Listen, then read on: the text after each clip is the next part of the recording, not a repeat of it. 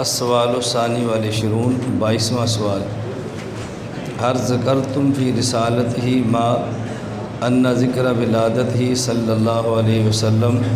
کا جنم اشٹمی کنیا املا، تم نے اپنی کسی کتاب میں یہ لکھا ہے کہ نبی کریم صلی اللہ علیہ وسلم کی ولادت مبارکہ کا ذکر کرنا ایسے ہی ہے کہ جیسے یہودی اپنے ایک مصنوعی خدا کنیا کی عبادت کرتے ہیں۔ یہود یا ہنود انہوں نے اپنا ایک معبود بنا رکھا ہے جس کا نام ہے کنیا۔ کہتے ہیں جس طرح اپنے کنیا کا وہ جنم دن مناتے ہیں اور اس کا نام رکھتے ہیں جنم اشٹمی کنیا، تو کیا تم اسی طرح نبی پاک صلی اللہ علیہ وسلم کی ولادت کے ذکر کو ان کی طرح سمجھتے ہو؟ کیا تم نے کسی کتاب کے اندر یہ بات لکھی ہے؟ الجواب ھذا ایضا من افتراء الدجاجلۃ المبتدئین علینا وعلی اکابرنا وقد بینا سابقا ان ذکرہ علیہ السلام من احسن المندوبات وافضل المستحبات وکیف یظن بمسلم ان یقول معاذ اللہ ان ذکر الولادت الشریفۃ مشابہ بفعل الکفار۔ حضرت فرماتے ہیں کہ یہ بھی اہل بدعت کا ہمارے اوپر بہتان ہے۔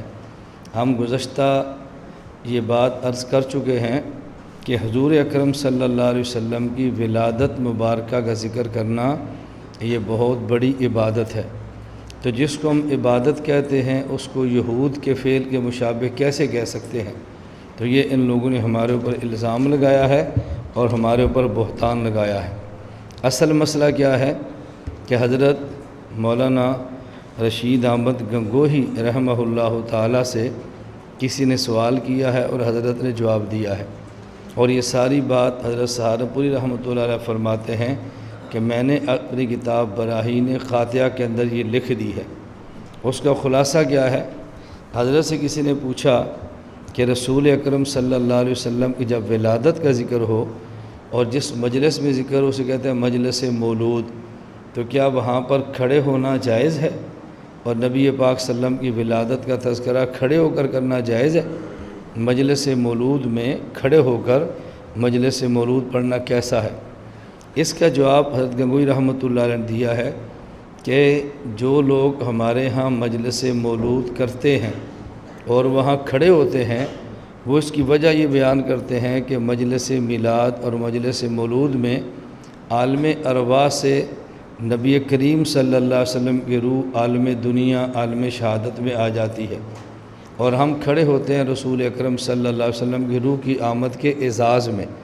تو وہ لوگ مجلس مولود میں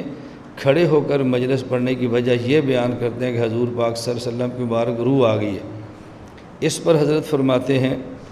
کہ دیکھیں ہمارے ہاں یہ مشابہ یا تو مجوسیوں کے ہے اور یا یہ مشابہ روافض اور شیعہ کے ہے۔ کیوں؟ مجوسی اپنا ایک خدا بناتے ہیں جس کا نام ہے وہ کنیا رکھتے ہیں، اور وہ کہتے ہیں کہ جس دن ہمارا یہ کنیا پیدا ہوا تھا اس کی تاریخ یہ ہے، اور ہر سال جب اس کی تاریخ آتی ہے تو اس پر یہ لوگ سارے کام ایسے کرتے ہیں جیسے حقیقتاً بچے کی پیدائش پہ کیے جائیں۔ جب کسی گھر میں بچہ پیدا ہو تو بچہ کے پیدا ہونے پر جو خوشی کے افعال کیے جاتے ہیں مجوس یہ ساری رسمیں ادا کرتے ہیں حقیقتاً پیدائش کی طرح۔ تو وہ کہتے ہیں اگر آپ اس طرح کرتے ہیں جیسے مجوسی کرتے ہیں تو مجوسی کو مشابہ ہو گیا کہ مجوسی سارے وہ کام کرتے ہیں جیسے بچے کی پیدائش پہ کیے جاتے ہیں۔ اور اسی طرح ہمارے ہندوستان میں روافض ہیں کہ وہ عاشوراء کے دن حضرت حسین اور ان کے ساتھ اور جو حضرات شہید ہوئے تھے ان کی شہادت کے دن ماتم کرنے کے لیے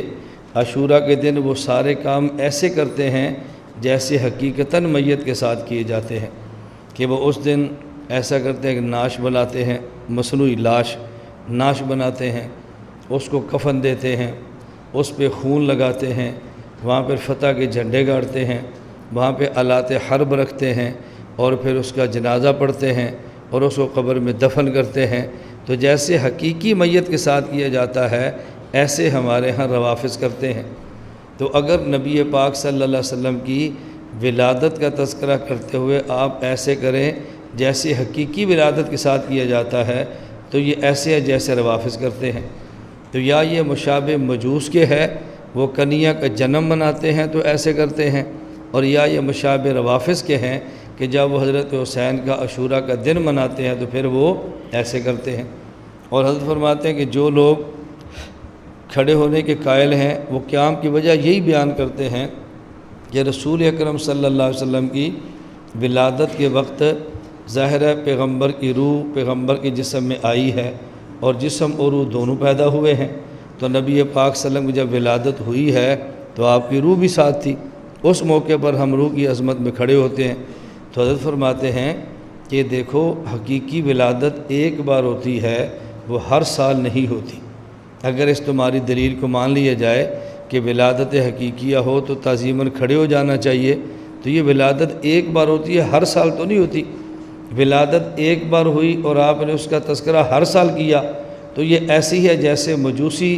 اپنے معبود کنیا کی ولادت پر کریں، یا ایسی ہے جیسے روافظ یوم عاشوراء حضرت حسین کے ماتم پر کریں۔ تو ولادت ایک بار ہوتی ہے، بار بار تو نہیں ہوتی۔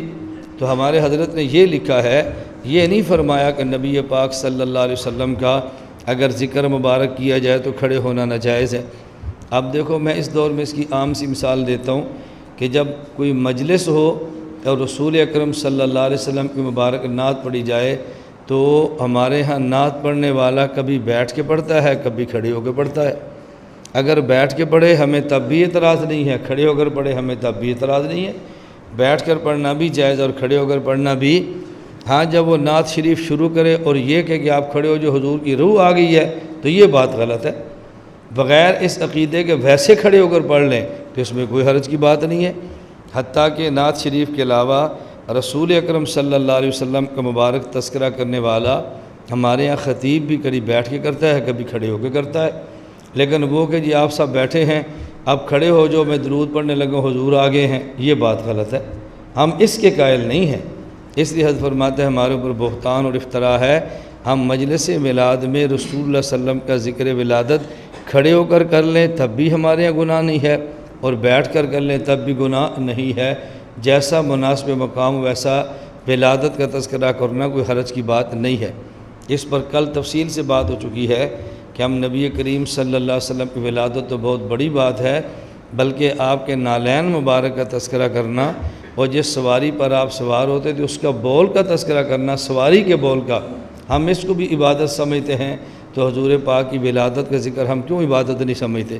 لیکن وہ جو غلط قسم کی ساتھ حرکات اور غلط قسم کے رسوم ساتھ رواج شروع ہو گئے ہیں، ہم اس کی مخالفت کرتے ہیں، ذکر ولادت کا ہرگز ہم مخالفت